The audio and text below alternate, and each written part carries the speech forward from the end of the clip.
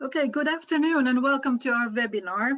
It is now 5 p.m. in Finland, and so we want to welcome everybody wherever you are. And I guess our focus today really is on M&A and people risks, and a totally new kind of, we want to call it even a game-changing scientific analytics.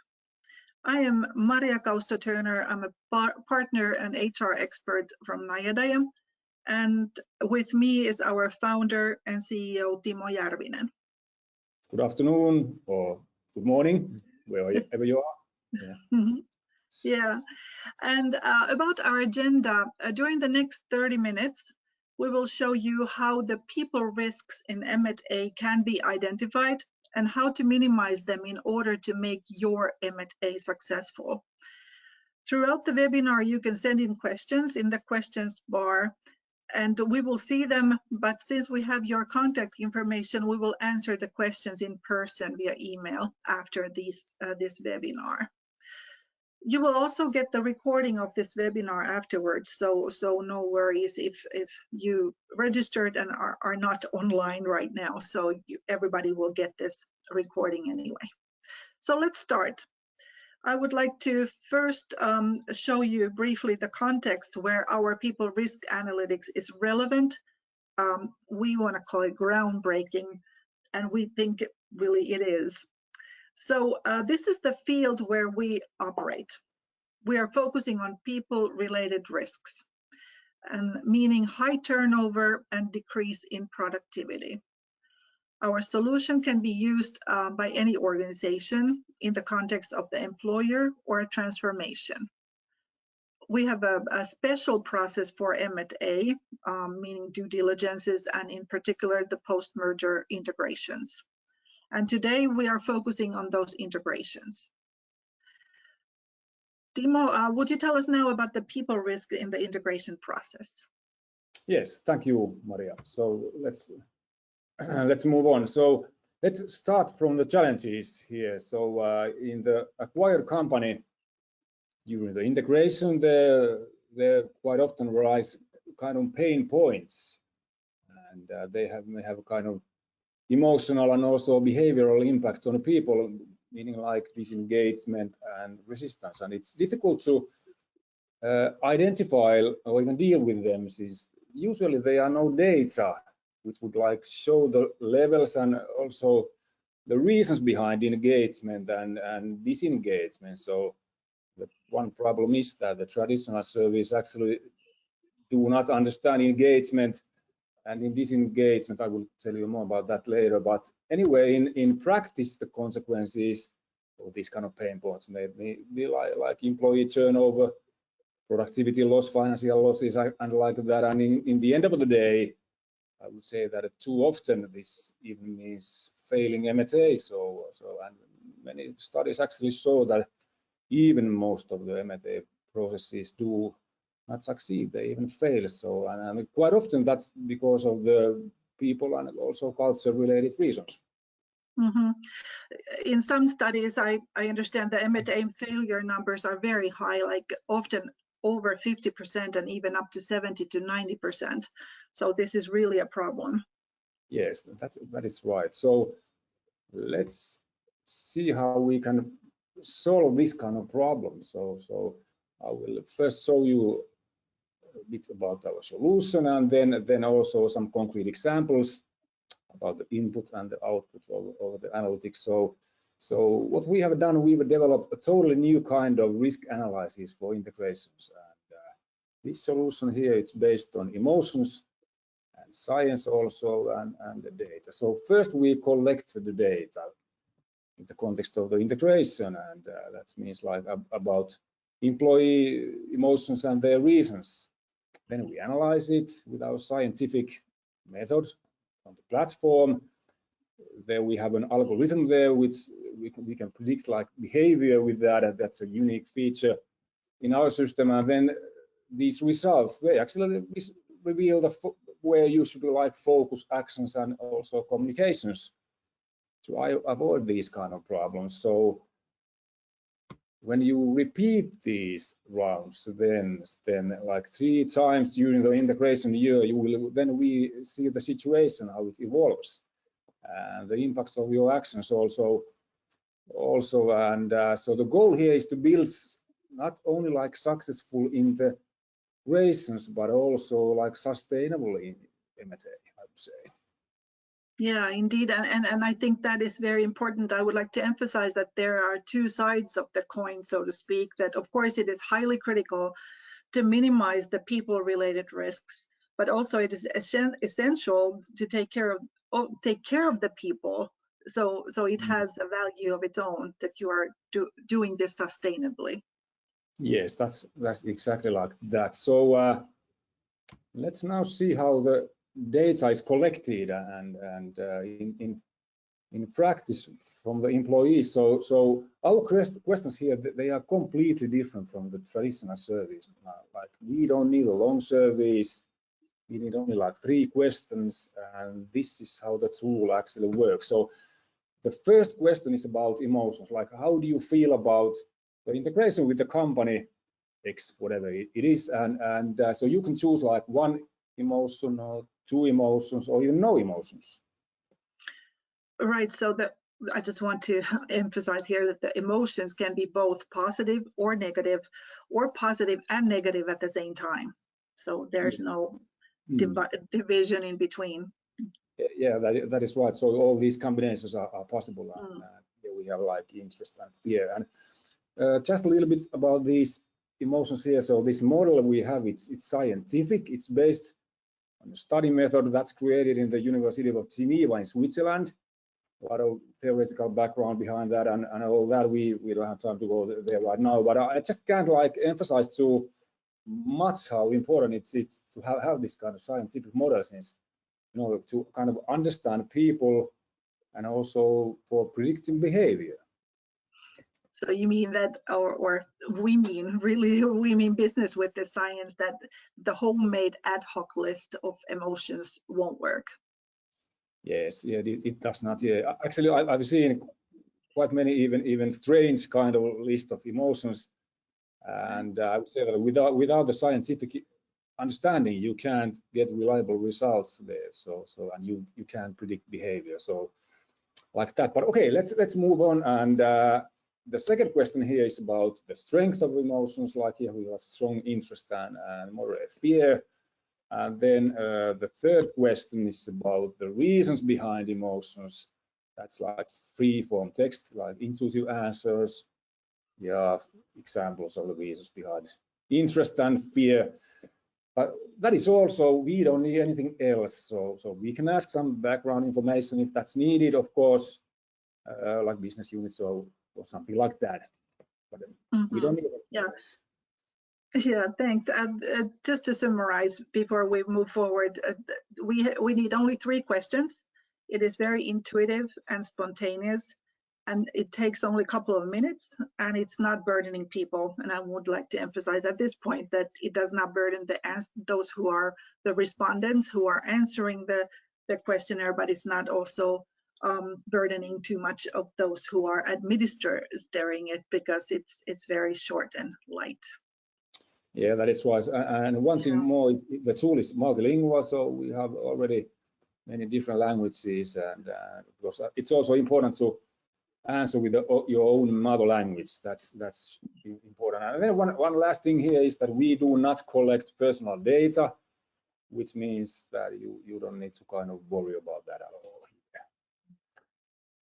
Okay, then couple of words about emotions and why are we so interested in them here in the context of the M&A. And the reason is that human behavior is mostly based on emotions. That's why it's such a good tool. And this science-based image here explains actually that every emotion has a different kind of impact on behaviors. And with our algorithm we can understand that.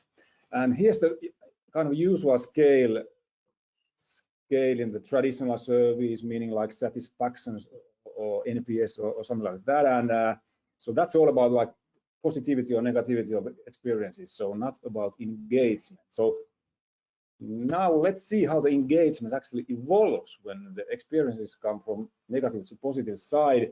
And the curve there, you see that shows us something that many people maybe even think about, which is that the amount of the satisfaction actually, it does not correlate with the engagement at all. So they are two totally different kind of dimensions in behavior. So meaning that if you kind of need to understand engagement and disengagement, the reasons behind them, then the satisfaction or even the NPS won't help you. But the good news is that with the science and emotions, it's not even hard to understand engagement and disengagement. You just kind of need simple, effective, and also science-based tools. And luckily, we have that kind of tools now. Right. Okay, but anyway, let's move from there. Okay, so basically now we have asked the people, and now then what do you get from the reporting?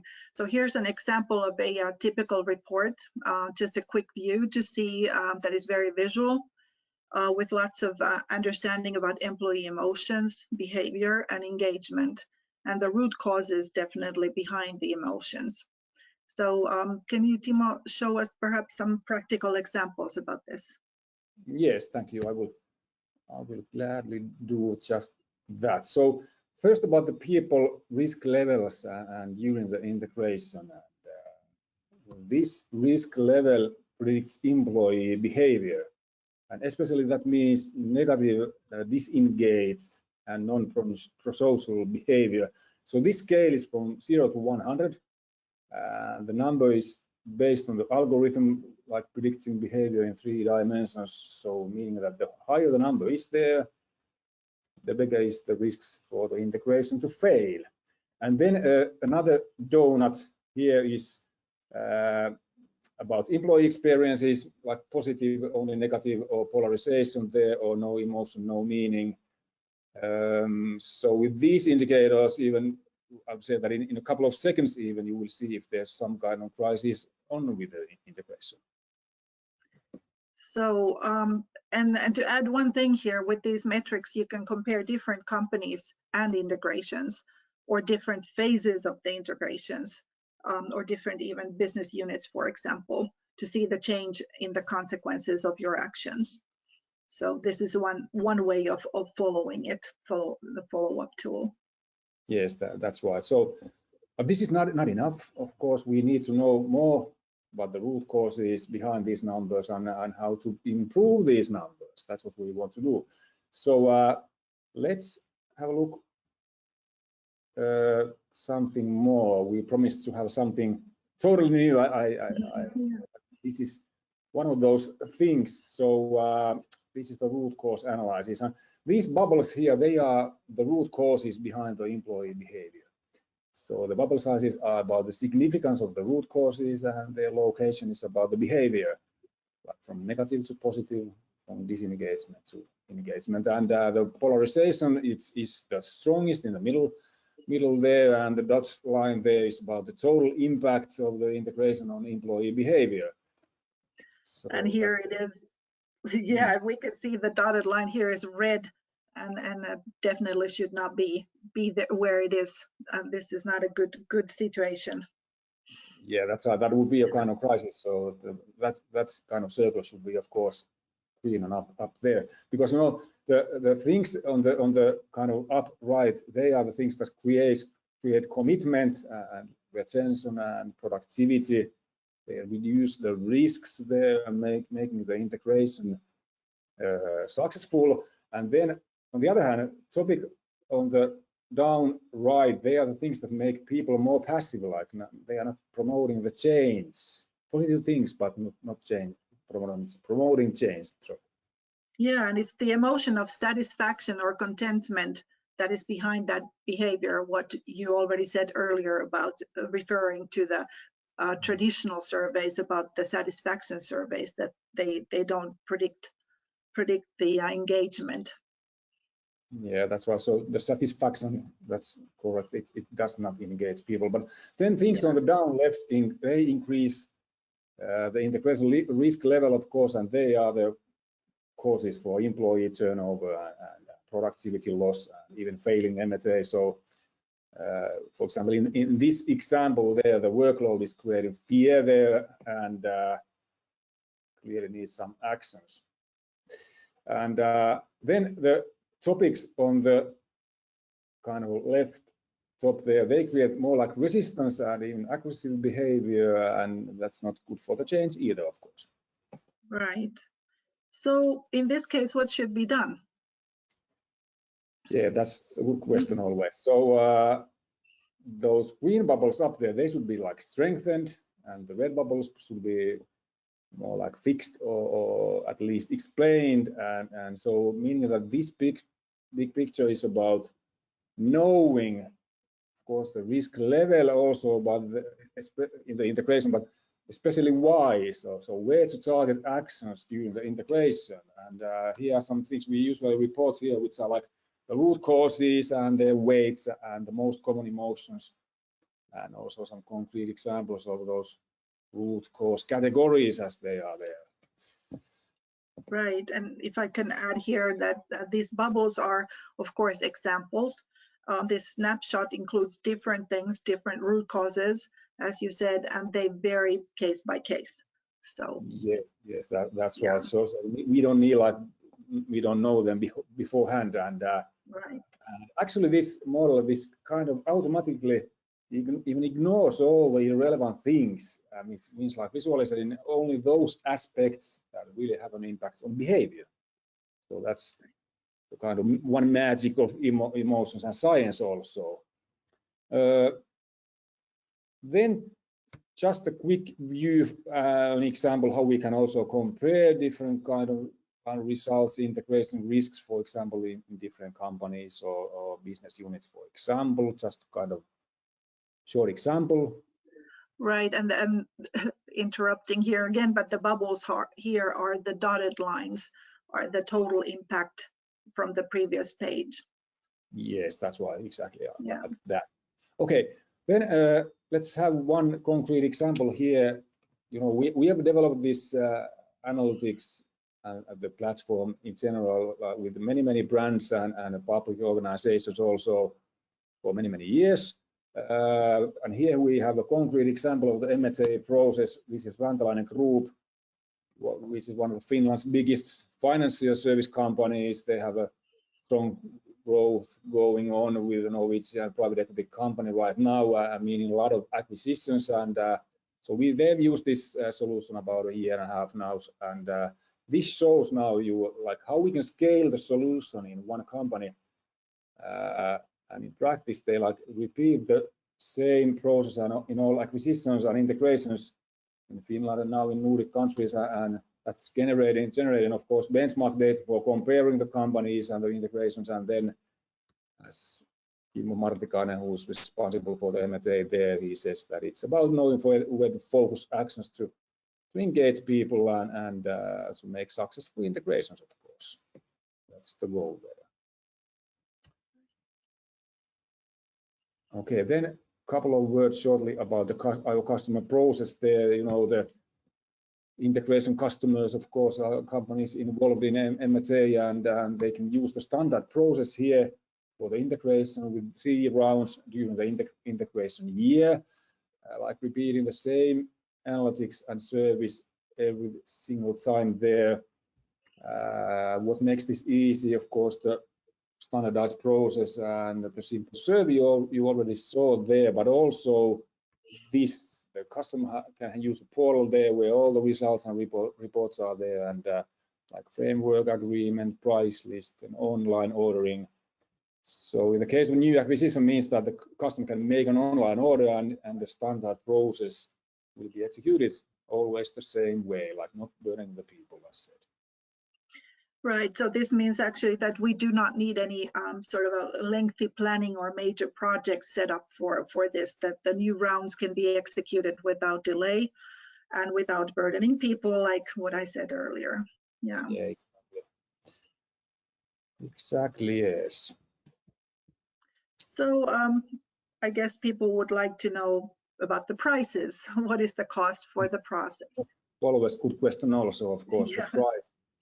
The prices. So briefly about them. So these examples here, they apply for integrations with companies from like 10 people to 500. Of course, there can be more people, but this works really well even in the companies with about 10 employees. So a single round of the analytics, the price scale here is from about 3,000 to 6,000, one round, and then the whole integration process with those 3 rounds, the total price for the process will be like from 8 to about 16,000. So these are the kind of starting prices here, giving you an idea.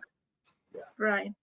And the process is quite cost effective because, well, we want to say that the process itself is effective, so it is cost effective. One way to estimate, I always want to think about the people, and one way to estimate the prices is to think about the price for losing even one employee or a key person in a merger. And the price tag for one person may be between, let's say, 25 to 100,000 euros. So if we use a process like this and avoid losing even one employee, this analytics will pay itself back many times over.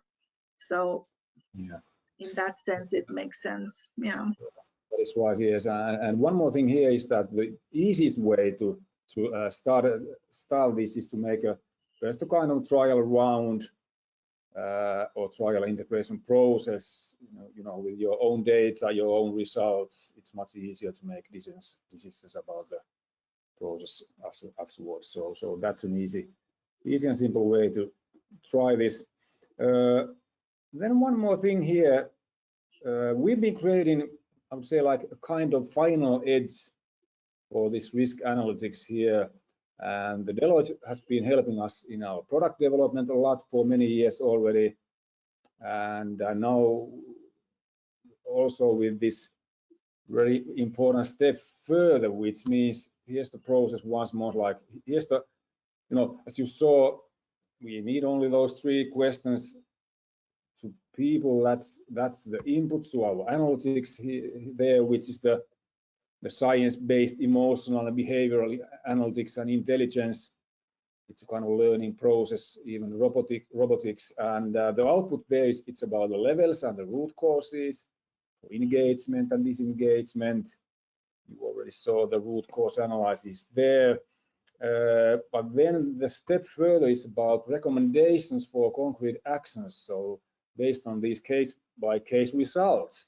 So with Deloitte, we have taking this one more leap even there, and at the moment actually we are doing it, and to make the support for the integration as concrete as possible. So these actions, they are not like separate project or consulting itself. They are like concrete output from the analytics and part of the reporting already. So like that. Yeah, just to make one thing clear, that we are not a consulting company per se, that we generate these actions from our analytics. We can help any company with M&A with this standardized process of our platform, and Deloitte has been helping us in this development. Just to sort of summarize what you just said. Yeah, that's right. And in the case the customer needs both integration advisors and this kind of analytics and knowledge, we can serve them together with Deloitte. That's right. Collaborating in that kind of situation. So, and about the timetable, this feature will be in production in 1 month or so, something like that. So with Deloitte, we will tell you more about that in the near future, I would say. So at the end, coming back to where we started, like this process, this robotics, automation, with this scalability, it does not only apply for the integration, but also for the like due diligence, transformation, and employers and so on. But as you saw, we have this special focus on the integration here. So to summarize from my point of view is that the M&A and integration especially, it's a situation where huge amounts of money is used normally, and we all know the people-related risks, they are common there, and the price tag for that is really high, can be high, and the traditional methods there, they do not reveal what is needed, which is, as said here, identifying the people risk and their root causes and the meaning, the reality behind engagement and disengagement. That's what they are not revealing, the traditional methods. So and it's not only about that, but it's also about proposing the concrete actions to engage people and build successful integration. So that is the goal. Okay, so here's our contact information. We are more than happy to have a Teams discussion with you and to hear your thoughts, your needs, and to make maybe a concrete proposal for the first trial round or the process. So please do not hesitate to contact us, of course. Okay, thank you, Timo. It seems that we are right on time, and I lastly want to point out that this new game-changing scientific M&A analytics is now ready to be used globally in any language. I personally would encourage you to have the first trial to get your own set of data and your own experience, and you could experience it yourself. As an HR person, I will always want to point out that people appreciate a chance to be heard, and your reputation will be improved as a company conducting acquisitions sustainably. So it seems that there are a couple of questions, and as promised, we will answer them in person via email. And at this point, from myself as well, we want to thank everyone for your time and attention, and let's be in touch. Thank you. Bye-bye. Thank you. Bye.